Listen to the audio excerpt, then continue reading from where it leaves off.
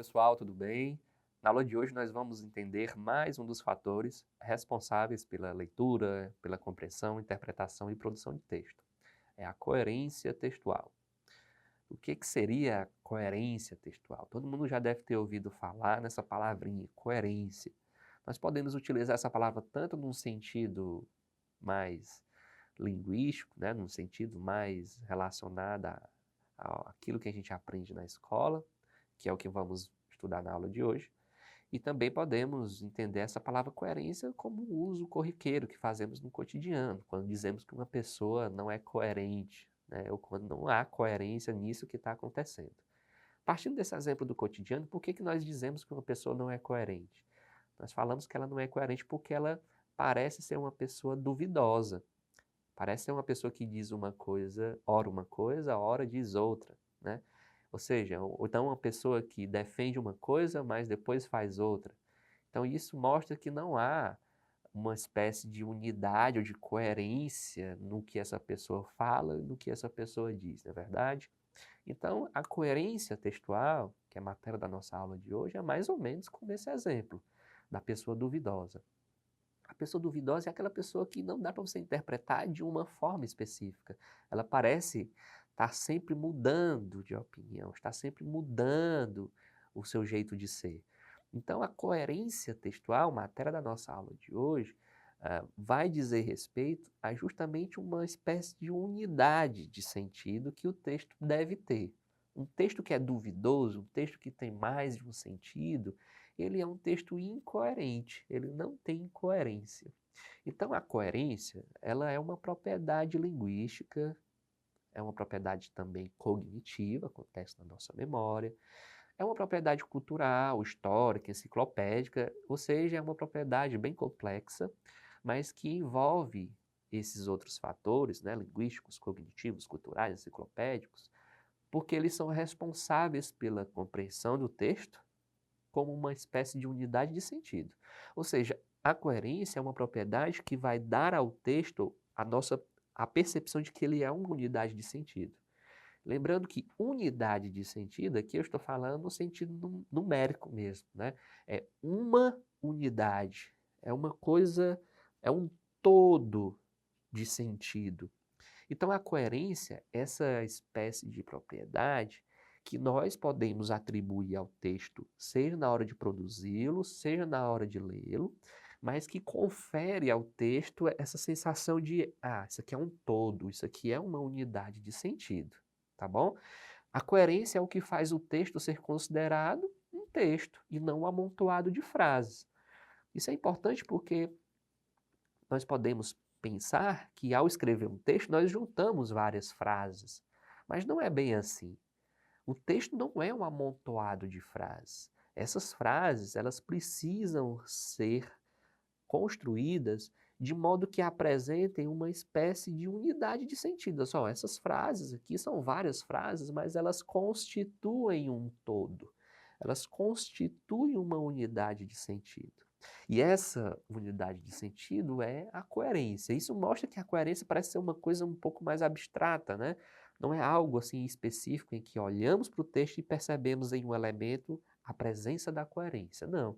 A coerência diz respeito a um todo do texto. É aquilo que confere ao texto o que se chama de textualidade. A textualidade é aquilo que confere ao texto o aspecto de texto e não o aspecto de amontoado de frases. Isso, então, é a coerência. E como é que ela ocorre? Como é que acontece a coerência textual? Bem, ela não é uma coisa muito específica. Ela não é um elemento linguístico que utilizamos lá e que pronto. Ali é a presença da coerência. A coerência ela traz uma conformidade entre fatos e ideias, ela estabelece nexo e conexão entre essas ideias ao longo do texto, tá bom? Então podemos associar a coerência ao processo de construção de sentidos de texto e também ao processo de articulação dessas ideias. Nós vamos ver aqui um exemplo de como essa coerência acontece. Ela às vezes não acontece simplesmente por meio de um elemento linguístico. Às vezes um aspecto cognitivo, às vezes uma lembrança pode fazer com que o texto tenha coerência. A inferência que podemos fazer no texto também pode conferir ao texto coerência. Trouxe aqui um exemplo de uma crônica do Fernando Sabino, para que nós possamos compreender que a coerência é aquilo que vai fornecer ao conjunto de frases o aspecto de unidade de sentido. Essa crônica do Fernando Sabino é uma crônica em que ele descreve uma situação em que ele recebe uma mensagem por telefone de um chefe do escritório de seu irmão. O seu irmão é um engenheiro civil e aí ele havia recebido do seu irmão uma mensagem. Essa mensagem é passada por telefone pelo chefe do seu escritório. E aí, a partir dessa mensagem, desse recado, nós vamos perceber o que é coerência, como é que ela acontece e o que é responsável pela coerência. Vejamos. Fui chamado ao telefone. Era o chefe de escritório do meu irmão. Recebi de Belo Horizonte o recado dele para o senhor. É uma mensagem meio esquisita, com vários itens. Convém o senhor anotar. O senhor tem um lápis aí? Tenho, pode começar. Então lá vai. Primeiro, minha mãe precisa de uma nora. Precisa de quê? De uma nora. Que história é essa? Eu estou dizendo ao senhor que é um recado meio esquisito. Eu posso continuar? Continue. Segundo, pobre vive de teimoso. Terceiro, não chora, morena, que eu volto. Isso é alguma brincadeira? Não é não. Eu estou repetindo o que ele escreveu e tem mais. Quarto, estou amarelo, mas não adoentado. Tomou nota? Mas não adoentado, repeti tomando nota. Que diabo ele pretende com isso? Não sei não, senhor. Ele mandou transmitir o recado e eu estou transmitindo. Mas você tem que concordar comigo que é um recado meio esquisito, né? Foi o que eu preveni ao senhor. E tem mais. Quinto, não sou Colgate, mas ando na boca de muita gente. Sexto, poeira é minha penicilina. Sétimo, carona só de saia. Oitavo, chega, protestei estupefato. Não vou ficar aqui tomando nota disso feito idiota. Oh, deve ser alguma carta em código ou coisa parecida. E ele vacilou. Estou dizendo para o senhor que eu não entendi, mas enfim, eu posso continuar? Continua, falta muito? Não, está acabando, são 12. Oitavo, vou, mas volto. Nono, chega à janela morena. Décimo, quem fala de mim tem mágoa. 11º, não sou pipoca, mas eu dou os meus pulinhos. Não tem dúvida, ficou maluco. Maluco eu não digo, mas como o senhor mesmo disse, a gente até fica com o ar meio idiota. Está acabando, falta só mais um. 12º, Deus, eu e o Rocha. Que Rocha? Não sei, é capaz de ser assinatura. Mas meu irmão nem se chama Rocha, essa é boa. É, mas foi ele que mandou, isso foi. Bem, vamos interromper aqui a leitura do texto.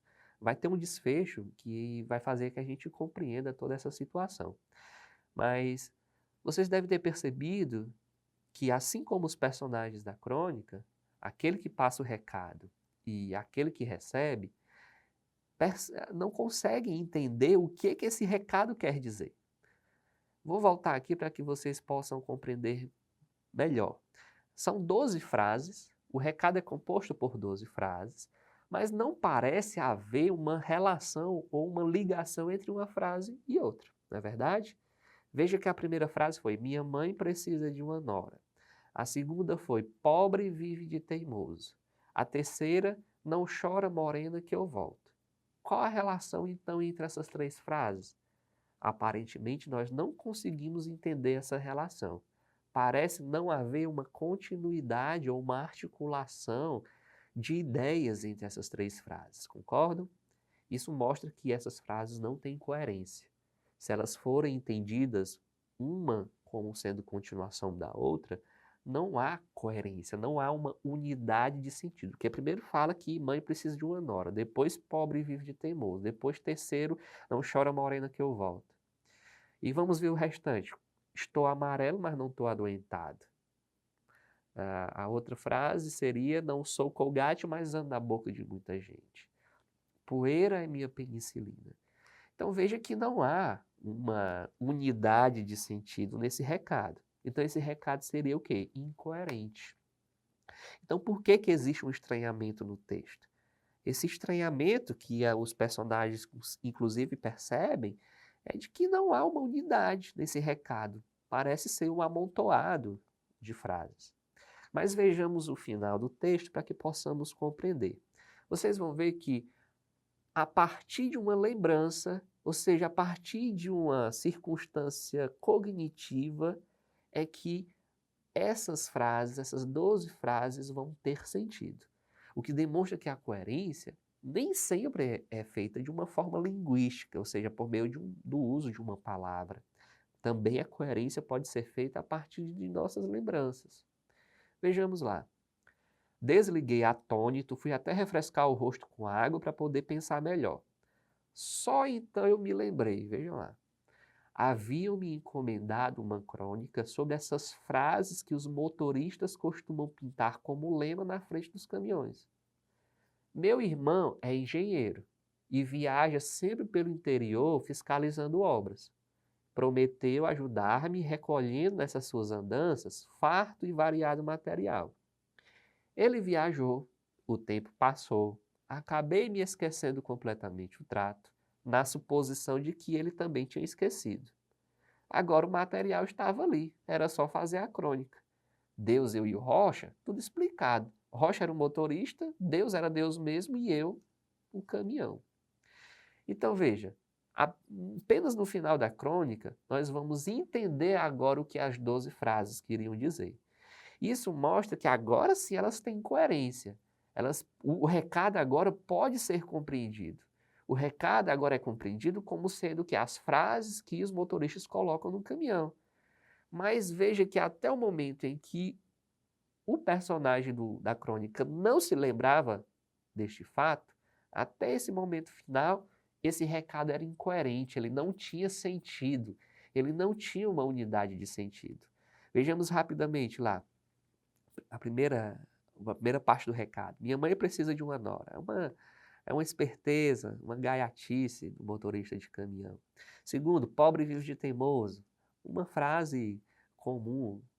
Terceiro, não chora morena, que eu volto. Uma referência, talvez, à namorada que ele deixa toda a vida que viaja. Né? O outro exemplo, não sou Colgate, mas ando na boca de muita gente. Ou seja, muita gente fala de mim. Poeira é minha penicilina, ou seja, penicilina, antibiótico, né? Então poeira é o meu remédio. Carona só se tiver de saia, né? Uma esperteza, brincadeira do motorista. Vou, mas volto. Chega à janela, morena. Então veja que agora sim, essas 12 frases têm sentido. Então a coerência acontece isso, como algo que confere ao texto continuidade, articulação, ou seja, um encadeamento lógico, algo que tem uma lógica. Isso se encadeia com o outro e assim por diante. Então a coerência seria justamente isso, essa propriedade que é linguística, essa propriedade mas que também é cognitiva, que pode ser cultural, enciclopédica, é uma propriedade complexa, mas que confere às frases do texto uma unidade de sentido. Então, concluindo, a coerência se constrói em dada situação de interação entre o texto e os seus usuários, ou seja, quem produziu o texto e quem vai interpretar, em função da atuação de uma complexa rede de fatores, fatores linguísticos, fatores sociocognitivos, fatores interacionais. Nesse exemplo que nós vimos, foi uma situação atípica. O recado era composto por 12 frases, realmente sem uma ligação lógica entre elas. Mas veja que o recado depois passou a ser entendido como uma unidade de sentido a partir de uma lembrança.